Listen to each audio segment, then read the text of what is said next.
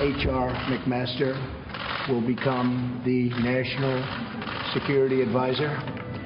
He's a man of tremendous talent and tremendous experience. I watched and read a lot over the last 2 days. He is highly respected by everybody in the military, and we're very honored to have him. The president also naming acting National Security Advisor Keith Kellogg as National Security Council Chief of Staff, and indicated former UN Ambassador John Bolton will also be named to his security team. Joining me now to discuss, Steve Rogers, Andrew Peek, and Scott Mann. Scott, let me start with you. Universally, all I'm seeing so far are just rounds of applause for this election. Yeah. Hey, Charles, thanks for having me on. You know, as a Green Beret, I worked around a lot of talented combat leaders, and that kind of leadership, I always called it rooftop leadership. The kind of leaders that would go up on a rooftop or a fire base and defend even if others didn't follow. That's the kind of leadership that this work requires, and that is definitely who H.R. McMaster is. He's lived it.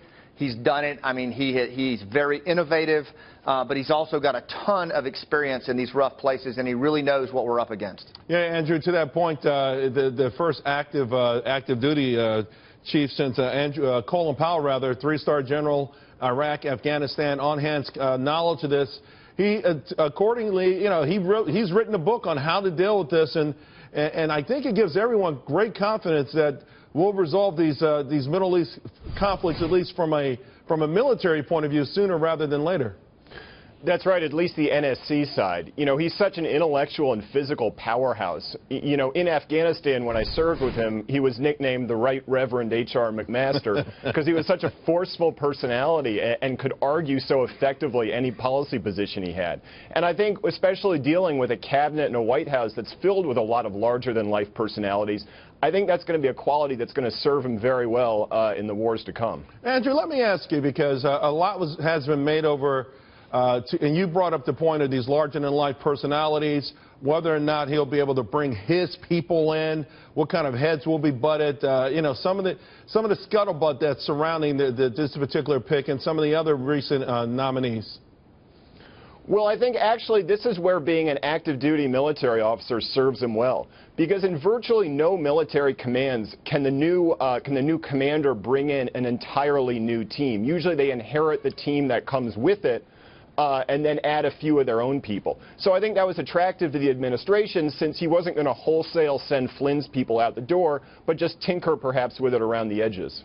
We've got our good friend in studio with us, Steve Rogers. Steve, again, everyone's applauding this. Senator McMahon, a whole lot of other people who've been, even on the GOP side, who've had some differences with President Trump. This is a universally loved nominee, in part because, selection rather, in part because if you think about the intellectual prowess that he brings with this, and you match it up with the legend of General Mattis, we've got two guys who really not only have walked the walk, but they're great thinkers. A very brilliant choice on the part of the president. Charles, in 2014, when the general was given his 3rd star, he was known as the 21st century general. He had enough knowledge and intellect to look forward and to build our future forces for 21st century challenges. So this is what's exciting about him. This general doesn't only look at what's happening today, but he has vision, and he can pretty much predict what we need in the future. Scott, on that note, what are the new needs? What are the unique aspects of how we fight war, particularly in the Middle East, and how we try to resolve this long, ongoing conflict that everyone wants to just kind of get out of? Well, look, Charles, one of the biggest challenges we have is Islamist violent extremists who operate, in these marginalized places like Iraq and Afghanistan, but yet have global reach.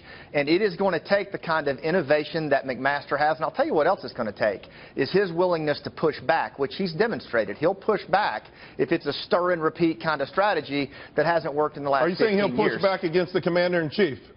He'll have to, and I think that'll be a necessary requirement for this position, because, what we've done for the last 15 years hasn't worked too well, has it? Well, no, it hasn't, or we wouldn't be 15 years and counting. And on that note, Andrew, we saw the launch of Mosul. I guess I was a little cynical because it happened at a time under President Obama where I thought it was time to coincide with the victory going into November, maybe a boost for Hillary Clinton. Now it's dragging along, it's bumping along, and, not a lot of red flags out there. Should there be?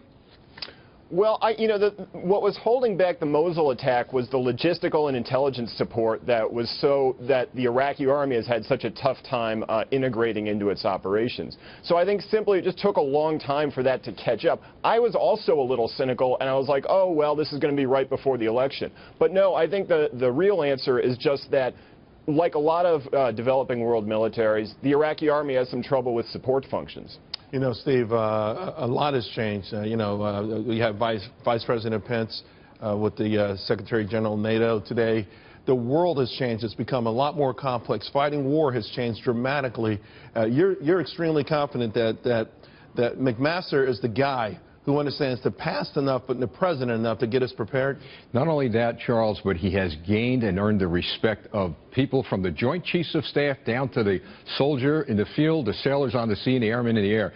But he's also gained the respect of foreign leaders and foreign military leaders around the world. That's key, isn't it, Steve? Because we've heard so much about this esprit de corps. I mean, yeah, listen, we were a rudderless ship, let's face it. Our military was a rudderless ship under President Obama.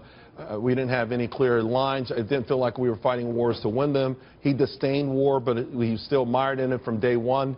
And it just felt like a feckless approach to it, and it really got to the average soldier, didn't it? It sure did, and it's a matter of respect, and our military friends here on the air with us can tell you that. Even our enemies, when we sit across from them at a table, there is this mutual respect, warrior versus warrior. We have a warrior now, but a good warrior who knows his stuff. Scott, can you give us an assessment then? How do you think things will go from here? I know it's tough. We've been muddled in these conflicts for a long time, and new ones keep popping up. And there's a unique aspect of ISIS being able to attack us in the West through lone terrorists or even whatever, organized terror operations from out of the Middle East.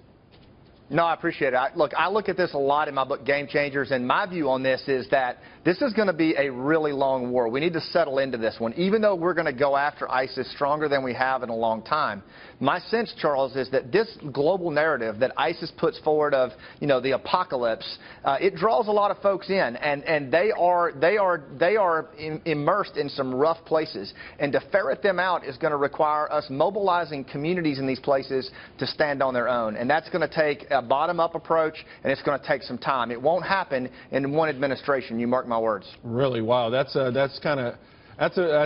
shocking to hear, Andrew.